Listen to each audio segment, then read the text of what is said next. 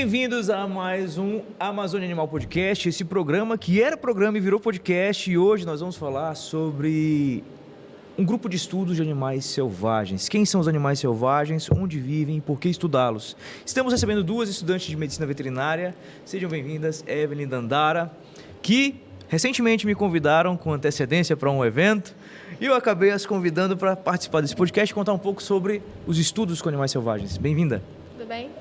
Então, a Liga ela veio com o intuito de tentar fazer essa aproximação, né, da gente, dos estudantes, com muitos profissionais da área, sendo eles biólogos, médicos veterinários, para trazer um pouco do que é esse mundo, de como que a gente pode contribuir com essas espécies. É isso aí, Dandara. Quantos ligantes aí nessa liga? Olha, atualmente a gente tem 30 ligantes, mais a diretoria, né, que nós estamos em 8, então fechando 38. 38. Vamos começar do começo. Vamos começar. Quem é Evelyn? Quem é Evelyn? Então, me chamo Evelyn, né? Eu tenho 24 anos. Antes de tentar entrar ali para o mundo da veterinária, que foi o que eu sempre quis, eu fazia ciências naturais na UFAM. E aí, quando eu estava mais ou menos ali no 6º período, eu olhei e falei, não é isso que eu quero. Eu quero trabalhar com a medicina de animais. E aí foi quando eu migrei para a área, fiz Enem de novo, tentei, passei e entrei para o IFAM, que atualmente é a única universidade pública que a gente tem que oferece o curso de medicina veterinária. E aí quando eu entrei, o meu foco sempre foi trabalhar com animais selvagens, e aí eu já comecei a estagiar na área, fui procurar formas de adquirir conhecimento logo de uma forma muito precoce, porque na faculdade a gente só vai ver isso lá para o final. Uhum. Então, e tô migrando, tô tentando, tô seguindo na área aí. Abrindo caminhos. Dandara, e você? Quem é Dandara? Onde vive, o que come? Boa tarde, Rodrigo. Então, eu inicialmente comecei um curso na UFAM também, lá para 2015, fazia um tempo já. Eu fazia biotecnologia. E na biotecnologia a gente via muito a área da pesquisa, laboratório, mas eu sempre tive aquela vontade de trabalhar com animais. E aí passaram-se os anos e aí eu entrei para a medicina veterinária, né? E a veterinária de selvagens para mim surgiu de uma ideia muito primitiva, digamos assim, de ter contato com os animais e de querer fazer. Mas eu migrei de área, não fui como a Evelyn, né? Eu gostava muito de gatos, porque eu tenho um monte de gatos em casa. Mas com o tempo eu fui gostando dos selvagens e querendo me especializar mais nessa área mesmo. A minha história é o contrário. Eu gostava de selvagens e depois aprendi a gostar de gato. Mas a gente fala um pouquinho mais pra frente sobre isso daí. E, então, mas tu concluiu, então, o outro curso concluiu? Não, porque eu tive um problema de saúde. Atualmente, eu fui diagnosticada com epilepsia. E para mim também é um grande tabu isso, né? Porque todos os dias você tem que se validar, né? Em alguns lugares que você vai ainda tem muito preconceito. E principalmente na medicina de selvagens, que é uma área que puxa muito, né, o nosso físico. Mas eu estou aqui tentando quebrar isso, quebrar esses padrões. E a medicina veterinária ela tem muitos campos, né? Muitos campos mesmo. E até dentro da categoria selvagens, acredito que tenha mais campos ainda. Sim. São universos, né? Mas aí eu queria saber, agora o biólogo do outro lado da mesa, querendo saber por que a galera fugiu do tal da bio aí, das ciências naturais, né? Abandonaram esse lado e seguiram pela veterinária. Mas que bom, cara, que bom, porque precisamos de profissionais em vários campos, pessoas que amam os animais, amam a Amazônia, também está no contexto amazônico.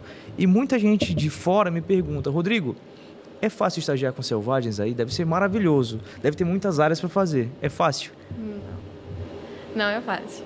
Até porque o pessoal olha de um lado, é tudo muito bonitinho, né? A foto com o bichinho ali é muito legal, mas por trás é um trabalho muito grande.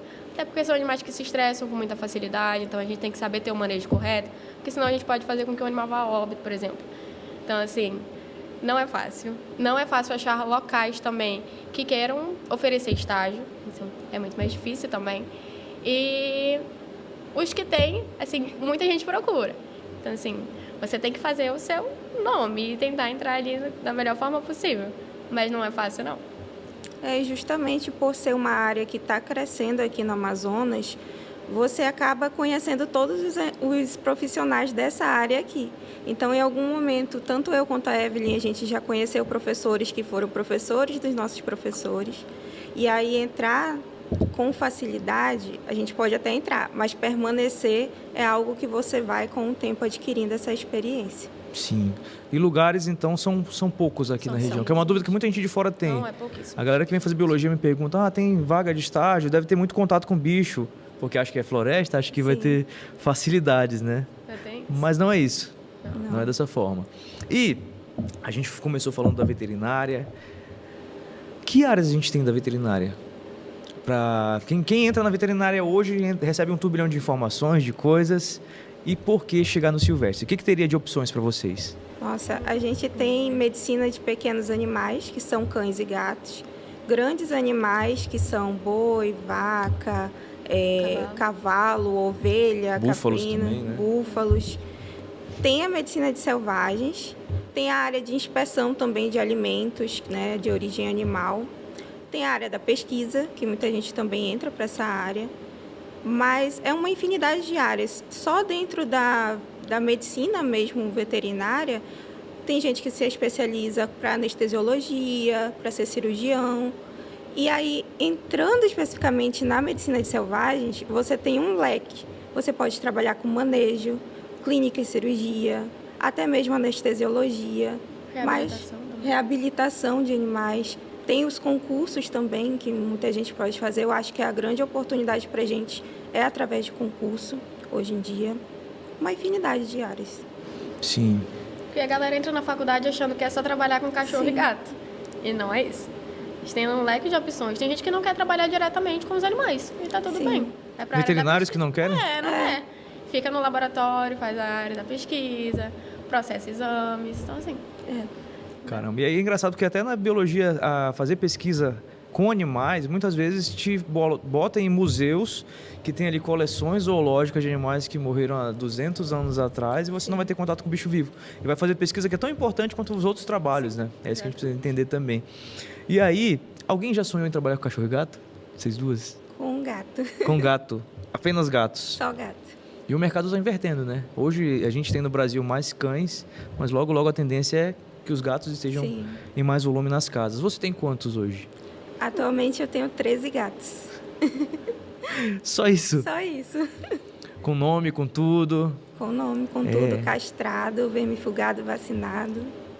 Uma coisa, eu tenho uma teoria na cabeça. Tu acha que os gatos têm uma distância muito grande dos silvestres, dos selvagens?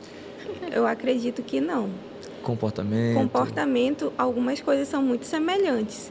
Em relação à presa, né, a ser um predador, eles são considerados os predadores mais eficientes na natureza. A gente tem muito problema, por exemplo, em algumas regiões que tem ali uma grande quantidade de gatos, de a gente ver a fauna ser cada vez mais mexida. Um dos exemplos é lá na UFAM, que tem uma grande quantidade de animais, gatos, né? E a gente vê cada vez menos os animais que são oriundos daquela região. As pacas, alguns tipos de pássaro, os coatipurus também, né? Esquilinho daqui. Eu acho que, infelizmente, né, a gente tem esse desequilíbrio aí na natureza, porque a gente acha o bichinho fofo e tudo mais, mas a gente tem esse desequilíbrio que eu acho que é muito importante a gente levar em consideração também. Sim, é um problema de saúde pública também, né? Sim. Com certeza. E você foi do Museu da Amazônia? Sim. Eu passei um bom tempo lá. Quase não saio. Tinha gatos também por lá? Tem. Então, tem mais cachorros hoje do que gatos.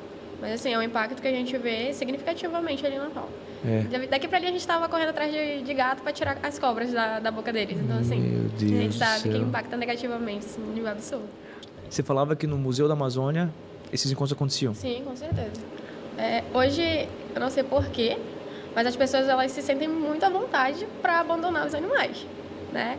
E o que eles fazem? Eles escolhem locais como, por exemplo, reservas. Ali no museu a gente tem uma reserva florestal muito grande, né? Então a gente tem esse abandono, como eu estava falando. Na UFAM também a gente tem esse abandono ali significativamente. E como são animais que a gente já tem um apego muito grande, é muito difícil. Pega esse animal e coloca para fora. A gente vai fazer isso? Não vai. Não tem como a gente fazer isso, fechar o olho para um grande problema. E acaba que eles permanecem ali. Mas a gente sabe que a gente tem um impacto muito grande com relação a animais domésticos interagindo com animais silvestres ali. Sim. Então, como na UFAM, a gente já sabe que a gente tem um saúde de coleira, por exemplo, que é um animal ali que é ameaçado de extinção. E é endêmico, né? Sim, ele é endêmico. É um animal que dificilmente vai descer. Por quê? Porque ele provavelmente vai ser predado por algum animal doméstico que está ali. Então, isso é um grande problema que a gente tem. Sim. E esse tipo de interação faz parte também do grupo de estudos de vocês, da Liga? Sim, a gente abrange vários temas, né? Um deles é voltado para estudo das zoonoses e nesse tema, inclusive, que a Evelyn comentou, as zoonoses são algo extremamente atual que tem a ver com a saúde única. E, para quem não sabe, né, a saúde única é aquela saúde que envolve a saúde humana, a saúde animal e a saúde do ambiente. Então, num ambiente, por exemplo, como a gente tem ali na UFAM, né, a gente vê os animais terem contato, né, os gatos com os animais daquela região. Então, a gente tenta criar um equilíbrio, mas a gente sabe que esse equilíbrio nunca vai chegar. Então, sempre vai ter um lado que vai pender para baixo e outro vai subir. E isso, ecologicamente, é ruim. Agora, se vocês forem puxar para o lado da veterinária, qual é o trabalho do veterinário? É cuidar do animal. Entendeu? Então, a gente tem essa dualidade da visão do que é correto, mas também de salvar aquela vida específica, né? Então, eu acho que entra aí o embate do veterinário, porque você fica, eu vou salvar esse animal, qual é o impacto que ele vai causar no meio ambiente? Sim, agora eu vou jogar uma pesada para vocês. O que é mais importante, eu salvar o animal, o indivíduo ou a espécie? A espécie. A espécie. A espécie.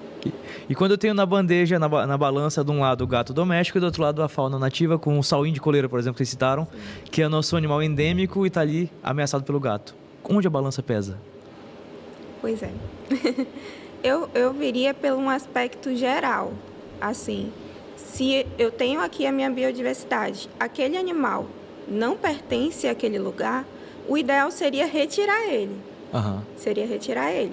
Agora, no mundo real, assim, a gente não consegue ver isso. A Você gente sabe não. que é 4 pedras na mão ali do outro lado. Então, É. E aí começa pelo fato de que o gato não está ali porque ele quer, né? Alguém deixou ele ali, alguém trouxe ele para o Brasil um dia e decidiu que ele ia ser o pet dos brasileiros. E hoje ele ganhou aí o mundo e as pessoas, infelizmente, não cuidam, né? Infelizmente abandonam, como você falou há pouco.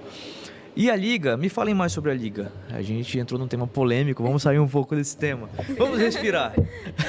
Vamos voltar. O que é a Liga? Bom, a Liga surgiu lá em 2023 com a ideia de um grupo de estudos. Então, a ideia veio de alguns colegas nossos que já até se formaram, junto com o nosso orientador, que é o professor mestre Eduardo Lima. Aham.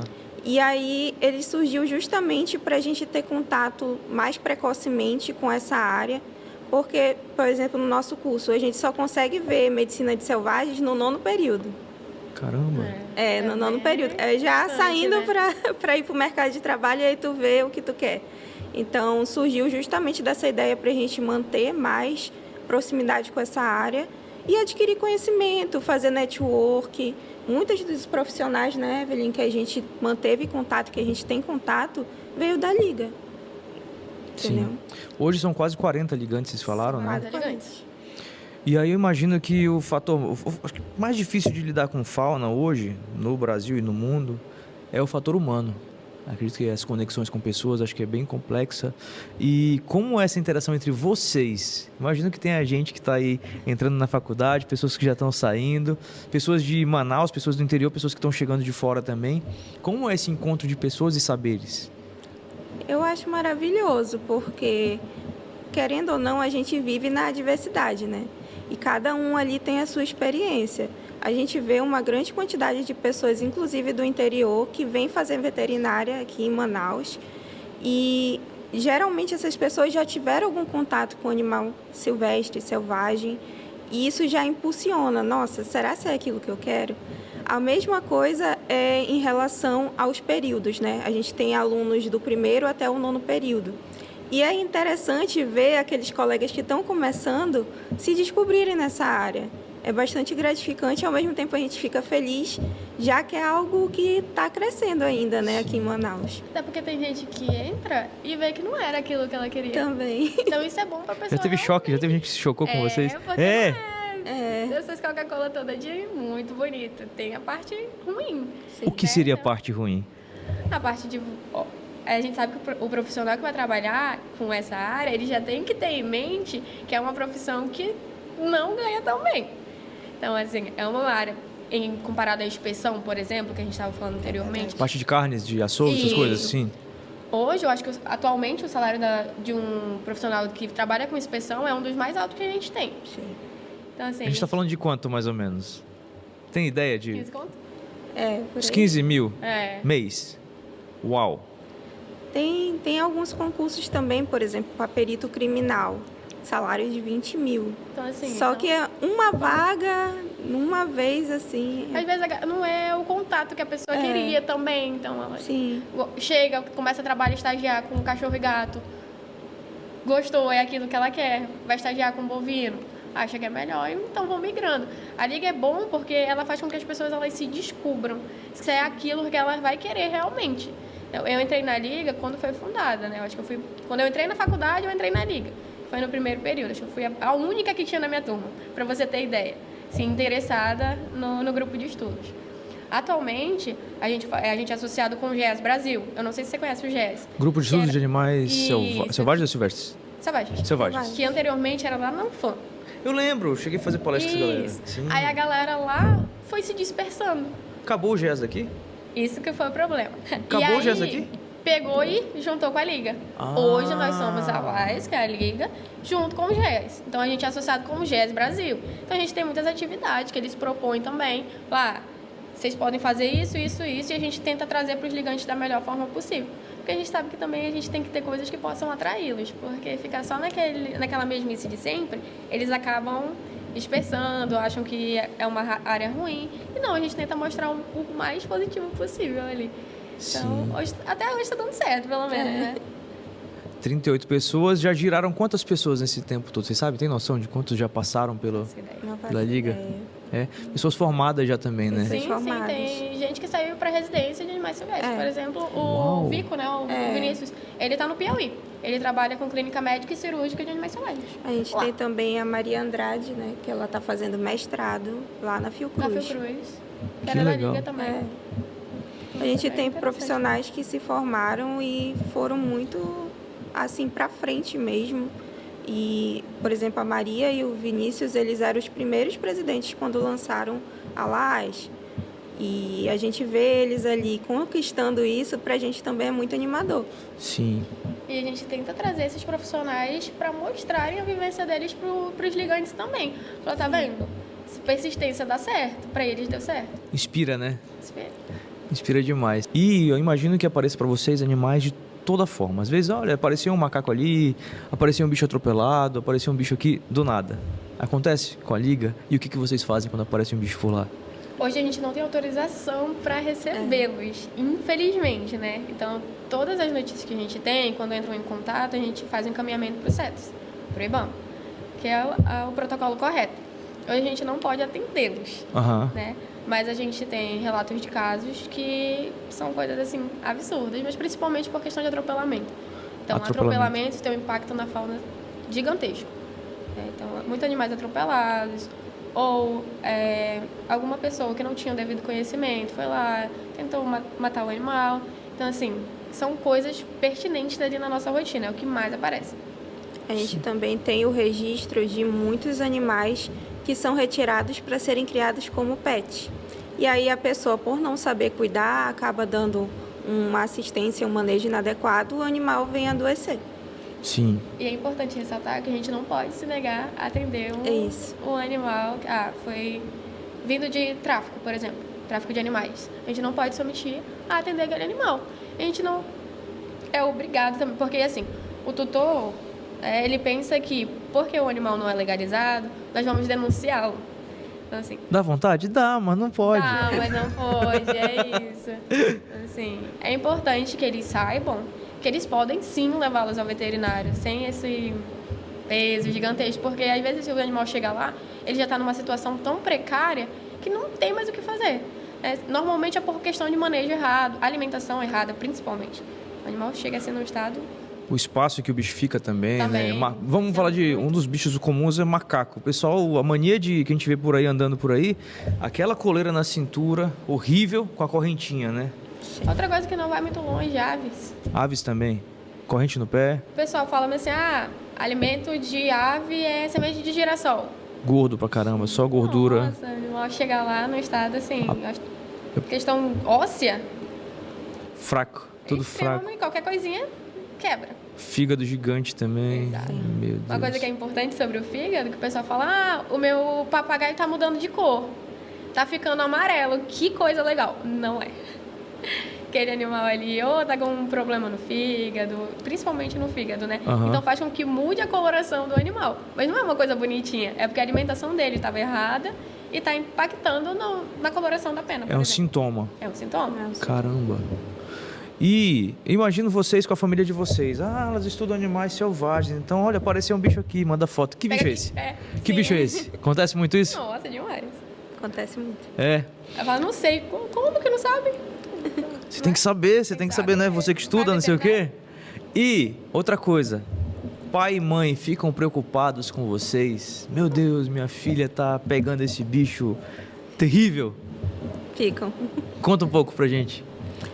Assim, quando eu entrei na veterinária, eu já sabia desse risco, mas a minha família fica muito receosa porque a primeira ideia que a gente tem quando a gente vê animais selvagens é: ele vai te matar, ele vai te morder. Só que quando a gente está inserido na realidade da medicina ou até mesmo na biologia desses animais, a gente vê que na maioria das vezes eles só estão se protegendo. Então, você saber lidar com aquele animal é diferente de você ter um animal defensivo, né? Sim. Então, é todo o cuidado, o jeito que a gente aprende para pegar aquele animal, para manusear, para fazer um atendimento médico. Acaba que não é tanto essa questão do medo, esse medo é deixado de lado. É a questão do jeito mesmo. Sim. Eu gosto muito de trabalhar com questão de educação ambiental, né? Então, quando eu estou em algum local que eu vejo um animal ali que dá para fazer uma educação, eu faço. Então, faço isso muito com minhas sobrinhas. Minhas sobrinhas são pequenas, né? Tem 4 anos. Então, sei lá, pega essa lagartinha aqui, que é, normalmente, como o pessoal fala, é toda peludinha. Não, ela vai queimar. Mas eu conheço essa espécie, não queima, coloco na mão. Falei, é isso, isso, isso. Então, assim, eu já tenho contato com esses animais há muito tempo. Então, minha mãe surta. É, desde criança. Nossa, sim. É uma paixão desde criança. Desde criança. Sempre pegava os sapos assim no meio do rio, ela surtava. Então, ela surta comigo, às vezes eu tô mexendo com alguma, sei lá, alguma cobra, por exemplo. Nossa, pra ela tô fazendo a coisa mais absurda do mundo. Sendo que não. Eu acho que eu já fui arranhada por gato e nunca fui mordida por uma cobra. Tá aí um ponto interessante. Você entrou num assunto legal agora. Fui mordida por um gato e por cobra não. É isso? Nunca fui mordida por uma cobra. Você já? Não. Só arranhada por gato mesmo. Também com 13 em casa, do nada, Não tem como também. bota um potinho de comida e que vença o melhor. E eu acho interessante que ela falou essa questão das cobras, porque tem muito aquele mito, né? A cobra é um animal traiçoeiro, é um animal peçonhento. São animais de maravilhosos. boa, que dá pra você trabalhar ali e fazer um trabalho muito legal. Inclusive, tem gente que já cria, né? Sim. Cobra como pet. Né? Pet não convencional. É. Sim, e aí vocês também têm esse campo dessa clientela para atender também dentro Sim. dessa parte de Tá cada vez mais selvagens, né? crescendo. E de forma legalizada, isso é muito legal. Legalizada, exatamente. Eu particularmente faço um trabalho também de divulgação desses criadouros há 10 anos pelo menos, mostrando para as pessoas que é possível ter pets legais. Eu tenho os meus também e pessoas que vão cuidar dos meus pets logo, logo, graças a Deus. E que legal que essas áreas têm expandido, que legal que o mercado tem avançado nisso tudo também. Manaus antigamente acho que não chegava bicho legalizado aqui, né? Acho que não. Era difícil pra caramba, era raro. Tinha um criador no Pará que mandava um aqui, outro ali, mas era muito difícil. E sobre serpentes, você foi do Museu da Amazônia, ficou no Serpentário um tempo, não foi? Fiquei no Serpentário 8 meses. Já como estudante veterinário ou ainda nas ciências? Sim, Já. estudante veterinária. Eu entrei na veterinária e eu entrei no museu. Uhum. Então, lá tem um período de 4 meses que você pode ficar e esses 4 meses podem se estender para mais 4 meses. Então, eu fiquei lá esses 8 meses e mais um pouquinho. Se eu pudesse, eu nem Esticou. nem teria saído. Fiquei lá no museu, acho que uns 3 anos. ainda. Não necessariamente na parte das serpentes, mas ainda fiquei no museu 3 anos. Que Então legal. eu gostava desse contato, né? Porque é um contato que eu tenho com a natureza, com os bichos, conheço mais as espécies. Pra mim foi muito benéfico. Muito legal. E, assim, imagino a ansiedade de você estar ali em campo, você estar em contato com os bichos e do nada na faculdade você ainda está ali nas teorias. Como é que foi isso pra tua cabeça? É muito diferente. Até porque a questão de animais silvestres a gente só vai ter no final, que é como a Dandara estava falando, no 9º período. Então, quem quer... O pessoal fala muito assim, quem quer área de silvestre... Um dia desses o professor me mandou uma mensagem. O fulano no 1º período gosta da área de silvestre, mandei te procurar. Assim, você acaba ficando meio... Uma referência. Porque não é todo mundo que quer, mas quem quer é muito empenhado em aprender. Sim. Então a gente está sempre atrás de aprender novas coisas, ter novas oportunidades e também trazer oportunidades para eles. Porque às vezes eles estão entrando, não conhecem muita gente. Então a gente dá esse alavanco para eles. Vai indicando caminhos também, né? A liga hoje pra vocês, qual a importância dela pra vocês duas? Vamos começar por ti. Bom, a importância para mim é ter esse contato, né? E ter essa troca. Porque eu acredito que os estudantes que estão começando e os que já estão continuando têm uma visão diferente do que seja trabalhar com os selvagens ou os exóticos, né? E você tem um mercado que está crescendo, sim, aqui no Amazonas, ainda um pouco devagar. Então, às vezes, soa como desanimador, porque a pessoa quer para trabalhar, para manejar o animal, e aí você vê no mercado de trabalho alguém trabalhando só como resgate de fauna ou num local específico. Então, para quem realmente quer selvagens, você tem que procurar, tem que buscar, tem que ir atrás. A Evelyn foi, né, no museu, tem gente que vai lá no SIGS, tem gente que vai para Fiocruz, tem amplas áreas, mas ainda muito limitado. Sim. Então, a Liga ela surge justamente de dar oportunidade, de mostrar onde tem oportunidade e de trazer conhecimento. A liga, então, tem uma longa jornada desde os 23. E quais os frutos que vocês têm colhido e que vocês têm semeado por aí? Eu acho que além dos ex-alunos notáveis, né, que a gente tem alguns que já fazem residência, fazem mestrado, a gente também tem os nossos projetos, né, que a gente faz de extensão com os ligantes. Ano passado a gente fez um projeto bem interessante que foi envolvendo os jogos, né, jogos didáticos, educativos, voltados para a fauna amazônica. E um projeto específico que a gente fez foi no Dia das Crianças, lá no INPA. Nós estivemos lá, fizemos esse projeto de extensão, criação de vários tipos de jogos. Então, era jogo de tabuleiro, jogo para criança se exercitar. E também a gente criou um projeto voltado para a literatura. Então, alguns dos ligantes escreveram algumas histórias, levaram para as crianças numa roda de leitura, né? E, inclusive, a gente fez apresentação de banner também. Tem a Semana da Acadêmica de Biologia lá na UFAM, né? E a gente propôs para eles, vamos escrever os resumos, mandar os trabalhos. O nosso orientador também foi corrigindo esses resumos. E um desses trabalhos foi premiado em 2º lugar. Uau! Foi bem interessante, foi bem bacana. A gente incentiva a galera a entrar nessa parte de publicação. Sim. Porque hoje, querendo ou não, pesa no currículo. Pesa, é importante. Na hora do concurso faz diferença Faz também. diferença. Conta ponto também ali numa seleção, né, de mestrado e tal.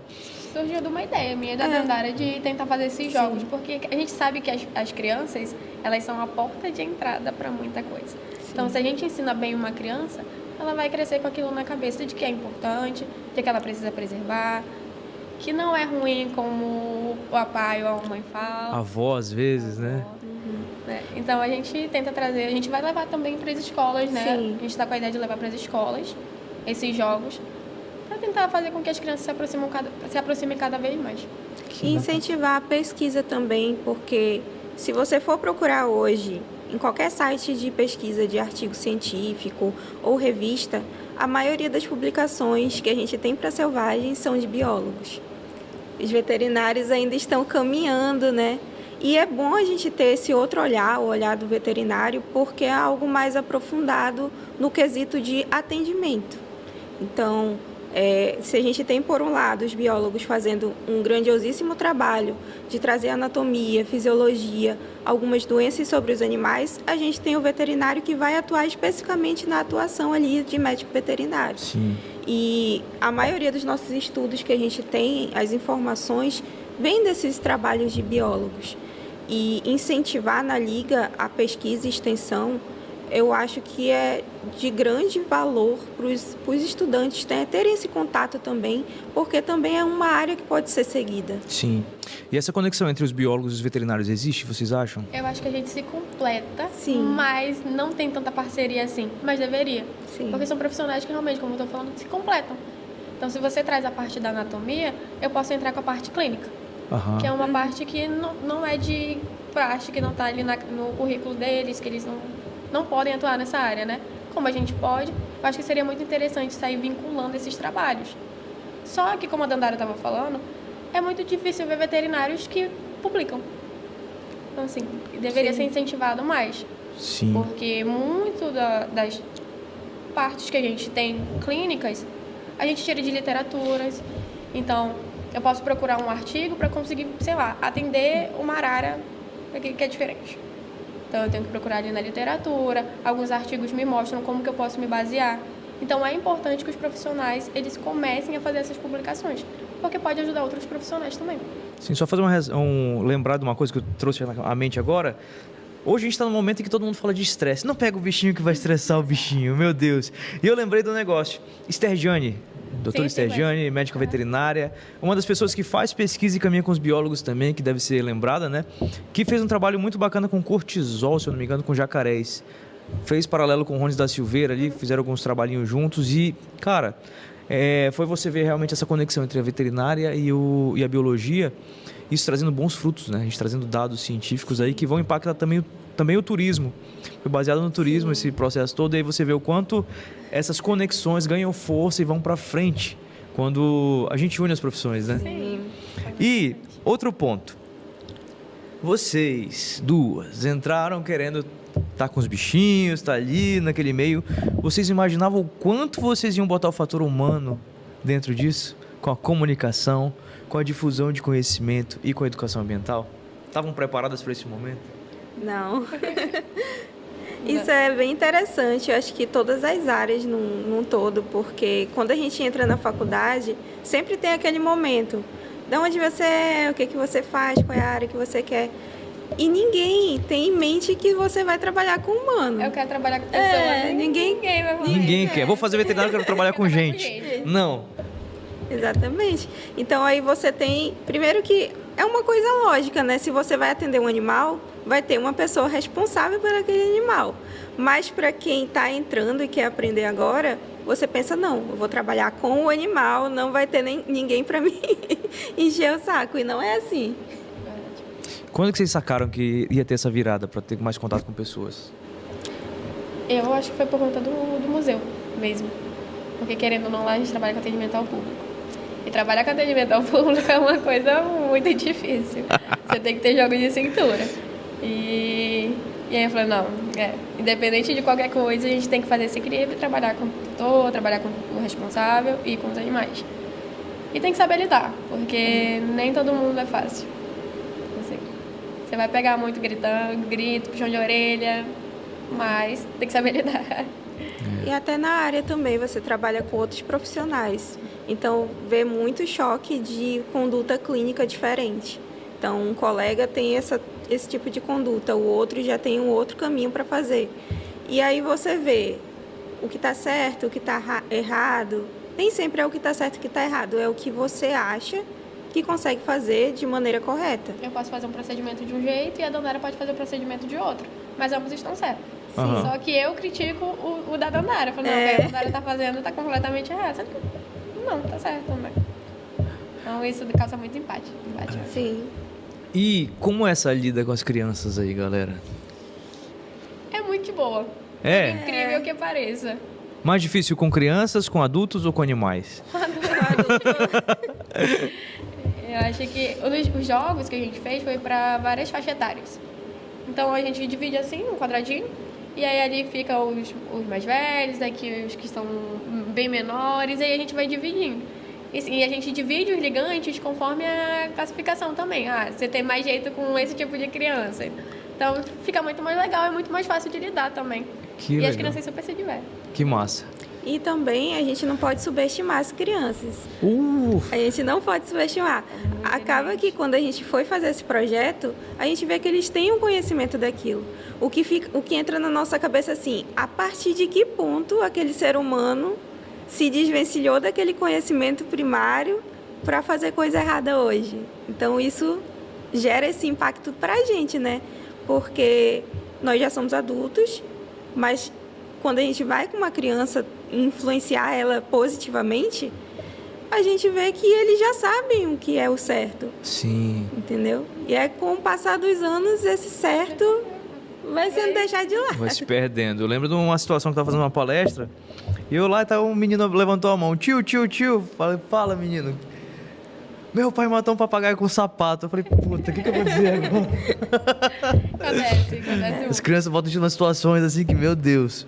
E como eu faço pra ser da liga? Eu posso ser um biólogo? Posso ser da liga? Não, então. Meu Deus, eu fui cortado. Nós somos voltados para estudantes, para acadêmicos. Aham.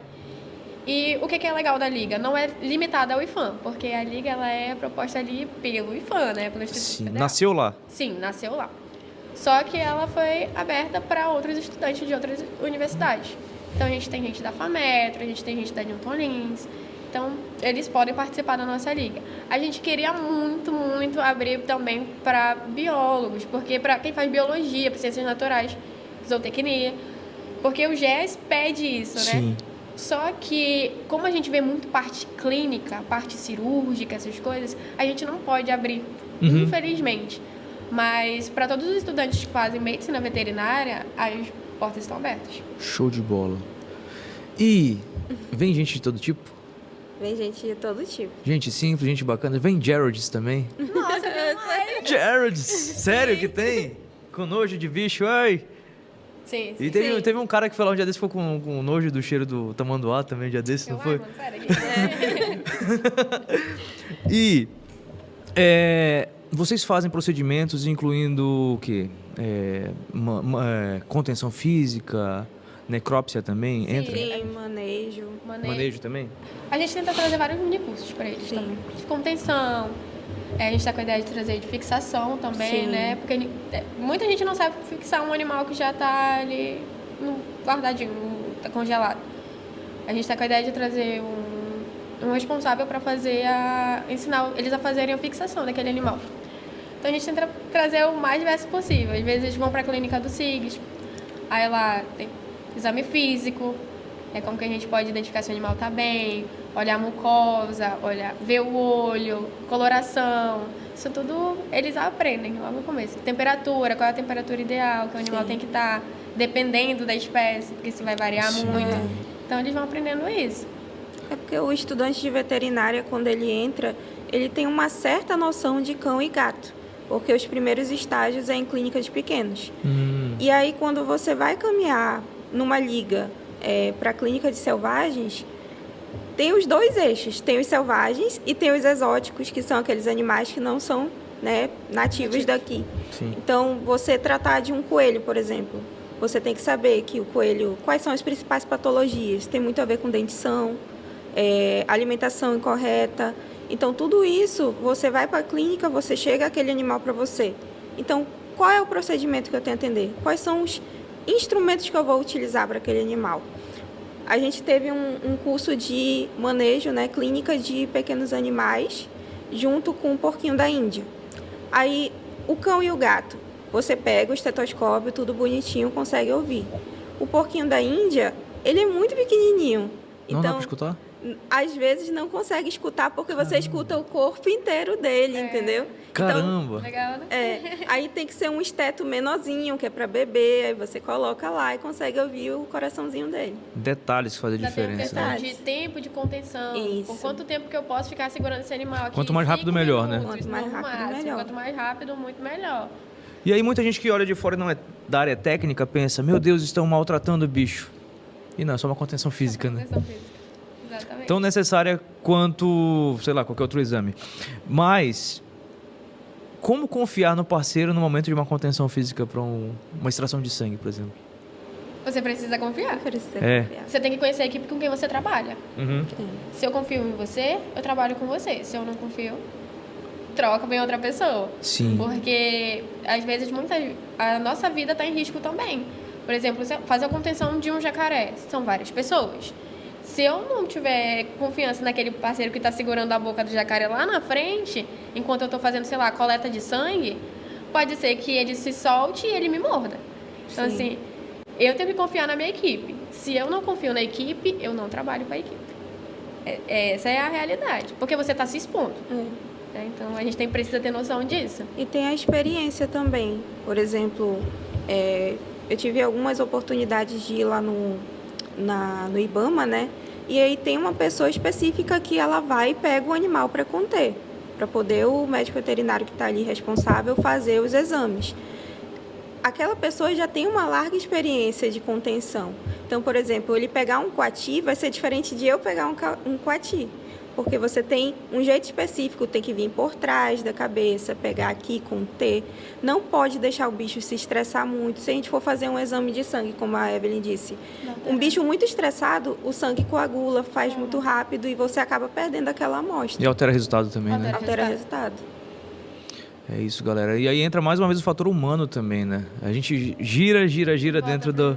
Volta pro ser humano. Se você não confiar na sua equipe, não vai, né? Não vai. Não tem como. E vocês estão conseguindo transmitir isso para as novas gerações aí de veterinários? A gente está tentando. É fácil, não é fácil? Não é fácil. Não é fácil. Não é fácil. É. Quais os próximos passos da Liga? Depende de atividades? Geral. A gente já está tentando deixar uma programação toda certa, assim, para eles, né? Mas a gente tenta equilibrar, trazer áreas de momentos de lazer também e tentar ali equilibrar com o estudo, porque senão a galera dá uma pirada, isso. Então a gente está tentando fazer uma prática ali na estrada de Balbino, levar eles para fazer observação de aves, identificação de aves também, que é muito importante. A gente vai levar para os pré-escola, né? Vai ter o período ali que a gente vai dar um recesso para eles, porque senão também fica muito pesado. Porque eles têm que conciliar a faculdade com a liga. Então, assim, fica um pouquinho pesado. Aí a gente tenta... E aí vem justamente o esforço, né? Porque a nossa liga funciona aos sábados de manhã, preferencialmente. Então, você sair da sua casa para ir lá para o IFAM, que é longe, para ver uma palestra ou um mini curso da área de selvagens, é porque você gosta muito daquilo mesmo. E esse ano também a gente está com a pretensão de criar um simpósio para eles, ali pelo mês da Semana Nacional de Ciência e Tecnologia, justamente para trazer mais profissionais que tenham esse contato e que consigam dissipar esse conhecimento para eles. E também envolver eles na elaboração da criação de um evento, porque isso também faz parte da liga, você conseguir que eles se desprendam só do técnico e consigam trabalhar com o público. Sim, abrir mais a cabeça também, Agora né? a gente tem que sair da Sim. nossa asa e tem que ir sozinho. Caminhar sozinho. Acho que esse ano a gente abre mão, né? Da diretoria. Vocês vão sair da A diretoria? gente vai sair. Porque ano que vem a gente já tá na reta final da faculdade, então a gente precisa focar também Precisa nisso. focar. Então, final desse ano a gente abre mão. E aí, é o seguinte, a partir de que período eu posso entrar na... Eu começando veterinária, a partir de que período eu posso entrar na A liga? partir do primeiro... Já tá dentro, já pode. É. E se eu quiser me inscrever, se eu quiser fazer parte, como eu faço? Qual o caminho? Todo ano a gente abre um processo seletivo. Às vezes a nossa prova é presencial, mas na maioria das vezes, nesses últimos anos, a gente tem feito online. Então tem uma prova direitinho para você se identificar, o que é que você gosta nessa área, o que te chamou a atenção nessa área, e tem uma prova. Essa prova a gente elabora com todo cuidado, passa pelo nosso orientador. Então a pessoa responde de maneira online. E a gente faz as pontuações, as chamadas, depois tem a entrevista que também faz parte dessa pontuação. E aí o resultado final, a pessoa já entra e se torna ligante. Que legal. Algum convite, alguma saudação final pra galera? Então a gente vai tentar fazer alguns eventos que possam abrir para a comunidade, né? E aí a gente vai avisando no nosso Instagram, né? Como a gente encontra vocês? Olha, a gente tem atualmente o nosso e-mail, que é laas.ifan@gmail.com, e a gente tem o nosso Instagram, que é laas_ifan. Aham. Então, vocês podem estar encontrando a gente nesses dois locais. E principalmente no Instagram, a gente posta as postagens do que a gente está fazendo, do que a gente pretende fazer. A gente traz curiosidades agora. Curiosidades. Também, né? Sim, muito legal o Instagram de vocês. Parabéns, tá muito legal. A gente perdeu o nosso primeiro, né? Então, Foi, tá recomeçando. recomeçando. É isso, gente. Muito obrigado. Obrigado pela nossa conversa maravilhosa. Obrigado por terem topado esse bate-papo. E é isso. Se você gostou desse podcast, vai estar na TV, mas também no YouTube. Deixa seu comentário, deixa seu joinha aí. Compartilha também com seus amigos, futuros veterinários. E é isso. Até a próxima. Esse foi mais um Amazônia Animal Podcast. Esperamos no próximo episódio. Tchau, tchau.